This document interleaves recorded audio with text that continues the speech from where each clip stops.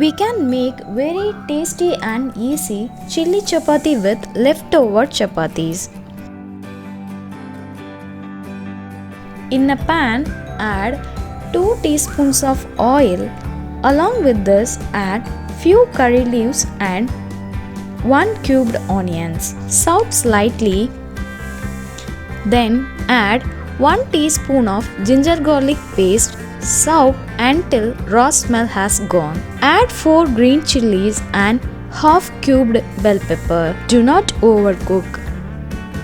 Now add 1 teaspoon of red chili powder, half teaspoon of coriander powder, quarter teaspoon of garam masala powder and salt as required.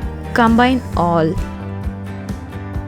Along with this, add 3 tablespoons of tomato sauce, 3 tablespoons of chili sauce, 1 tablespoon of soya sauce and combine well.